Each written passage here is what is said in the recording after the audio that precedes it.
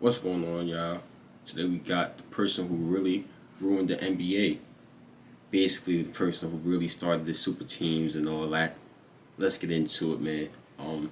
Last reaction at the end of the video. Stay tuned. 2 years ago, Kevin Durant infamously decided to take his talents to the Bay and play for the Golden State Warriors, a team that just came off a historic regular season as they finished off with a record of 73-9, had a two-time MVP in Steph Curry on the roster, Defensive Player of the Year candidate and eventually winner in Draymond Green, and one of the greatest shooters in NBA history, along with one of the better two-way players in the NBA in Klay Thompson. Adding Kevin Durant on that roster not only meant that Kevin Durant was obviously going to win a championship, but a lot of people anticipated, including myself, that it would destroy all the parity in the NBA and eventually hurt the league as we know it. And even though there were a lot of people who were trying to be extremely optimistic about the league and the potential of certain teams such as the Houston Rockets, the Boston Celtics, and even the Los Angeles Lakers, here we are now 2 years later, and it seems like it's getting worse as the organization that has dominated the league over the last 2 years just signed DeMarcus Cousins to a mid-level exception. So in today's video, we're going to look at the evidence, go through some research, and try to figure out who killed the parity in the NBA. Well, I'm viewing it as the weakest move I've ever seen from a superstar. Now, when it comes to my first suspect, I have Mr. Durant. And honestly, I thought this was going to be an open and closed shut case because his fingerprints were all over the crime scene. I mean, Exhibit A, we have him going to the Golden State Warriors. Kevin Durant, this is a fire production. NBA, many people would argue the second best player in the league, joining a roster that featured Steph Curry, Klay Thompson, Draymond Green, and a team that just got done concluding a historic regular season. Obviously, joining that team would tip the scale in heavily favor of the Golden State Warriors and would give you the best chance of winning a championship. Now, for those out there who want to say that Kevin Durant didn't necessarily know the ramifications behind his move, I give you Exhibit B, a tweet from Kevin Durant several years prior to him making this decision, making comments about the Miami Heat and the Los Angeles Lakers and how multiple players wanted to play for only two organizations teaming up and thus eliminating a lot of competition in the NBA. So Kevin Durant already understood what potentially could happen when you have multiple great players joining the exact same roster or two. Now, if that doesn't tickle your fancy, I still have Exhibit C, Kevin Durant making fake Twitter accounts. Now, when Kevin Durant was caught up in the scandal of making fake Twitter accounts, not only was he going around replying to other fans, but he was also in his reply trying to justify his move by making claims that him playing in OKC just wasn't good enough. And again, when you get to a point when you're making fake Twitter accounts to try to justify your move, you know for a fact that the guilt is eating you alive. Kevin Durant, if you just felt like you needed some form of justification, why not just say it yourself? Why not just go on the multiple platforms that you've utilized over the last several years and voice your opinion? Which thus points us to Kevin Durant. Why does it say his name though? I'm confused. Who killed the parity in the NBA. But for some people, that's not good enough because many people believe that Kevin Durant, he had an accomplice.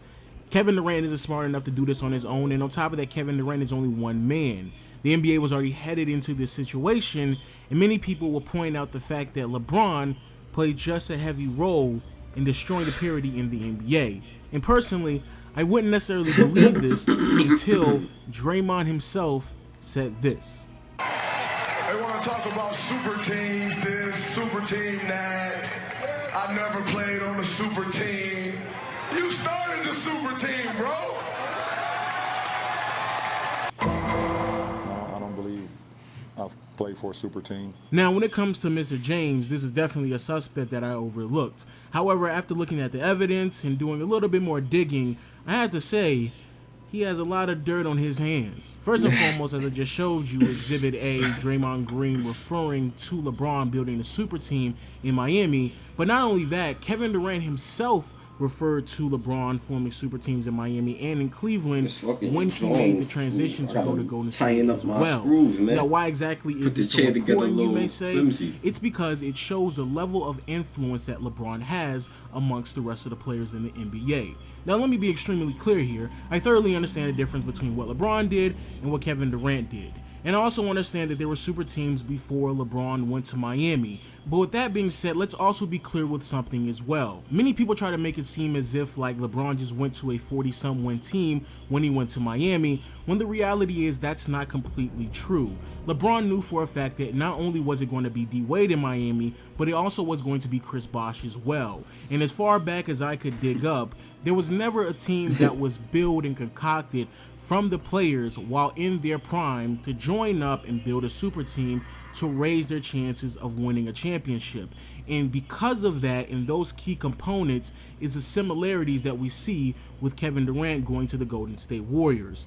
Now, when I actually got all this stuff together, I thought to myself, that's just not enough evidence. There has to be something more that LeBron did to push Kevin Durant or give Kevin Durant the opportunity to join the Golden State Warriors. And after I did a little bit more digging, I actually found some more evidence on LeBron, and this is so damning that LeBron definitely has to be a main suspect, if not the biggest perpetrator of killing the parity in the NBA. And the evidence that I have is LeBron being the vice president of the Players Union. Now, why exactly is it so important, you may ask? Not too long ago, LeBron joined forces with Chris Paul in being the VP and the president of the Players Union. And just a handful of years ago, they decided to appoint Michelle Roberts as a representative of the National Basketball Players Association. Now, the reason why this is so important is because in 2014, that's when the NBA signed its new TV deal, basically prompting $24 billion to be introduced into the NBA's revenue. Now, why this is so important is because once there was that much money introduced into the NBA, obviously some of that money was going to have to be allocated to the salary caps. And this is where it becomes very pivotal, because both Chris Paul and LeBron, and many people will make an argument that it was very selfish of them, but I mean, to their credit, it was pretty smart. Both of them pushed vigorously to make sure all of the money that could possibly be allocated to the salary caps be allocated all at once, despite the fact that executives and Adam Silver attempted multiple times to allow there to be a smooth, steady increase in the salary cap over they trying to get their money, man, instead of there being a massive spike. However, like I said before, Chris Paul, LeBron, Michelle Roberts, they consistently rejected this idea, and they got exactly what they wanted, which is why in the summer of 2016, we saw a massive $20+ million spike in the salary cap, something that both LeBron and Chris Paul have benefited from significantly, along with a lot of other players in the NBA. But because of this, it also gave the opportunity to both Kevin Durant and the Golden State Warriors to build a super team that has dominated the league over the past several years. And with that being said, LeBron is the accomplice to Kevin Durant in killing the parity in the NBA. I rest my case. But Lo, they're players, and they shouldn't have the responsibility of keeping the parity in the NBA. And even though I'm making fun of people who make that argument, I must admit there is a lot of truth in that statement, which means that there has to be someone else who is a suspect in this murder. And that man is... From a league standpoint, you always want to see great competition. Oh, Adam Silver. Oh, Adam Silver. You almost got away with it, man. I almost overlooked you. I mean, I did my due diligence. I looked at all the evidence. I tried to gather all of the numbers, and boy, you almost got away with it. I must say, Adam Silver, you are a sly poos. But Adam Silver, you definitely had a couple of loose ends that you didn't tie together, which is why you are definitely the main suspect in this murder. Because when it comes to Adam Silver, like many people will argue, both LeBron and Kevin Durant, they're players. It's not their responsibility to uphold parity in the NBA. However, it is Adam Silver's responsibility. Going back to my last piece of evidence showing you how the 2016 spike in the salary cap altered the league, that is something that Adam Silver should have prevented, as he is, again, the commissioner of the league.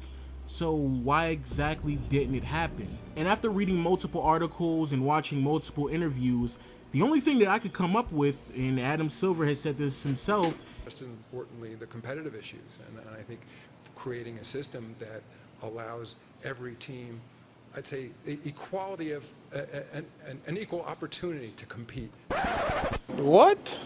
Now, I know I've stuck to this whole crime-solving theme throughout the entire video, but I have to end the video on this note. Adam Silver, that makes absolutely no sense whatsoever. I thoroughly understand the idea behind giving every team an equal opportunity to build their franchise by allocating the ridiculous $20+ million spike that we saw in the offseason of 2016. But what you fail to recognize is that you're giving advantages to teams that should not be privileged to those advantages, since they've already spent their money hitting the salary cap. So what you unfortunately do is basically give them a tax-free bill and bump them below the salary cap now, since again there's a spike, while also giving teams who already have more than enough talent on their roster the opportunity to add even more talent. And again, I understand equal opportunity, but let's just call a spade a spade. Kevin Durant was not attempting to go to one of the lower tier teams in the NBA because he wanted to win a championship. And the only thing that would have prevented him from going to a team such as the Golden State Warriors or the Cavaliers or really any other contending team at that time is the salary cap. But again, when you add that much money all at once and you allow the Players Association to have their way with their financial means, then you end up hurting the NBA in the long haul. But when it comes to Adam Silver, as the commissioner, and I don't necessarily know if it was a lack of urgency, the level of importance wasn't placed when it comes to renegotiating the TV deal amongst the players union, or you just didn't want to opt out of the contract.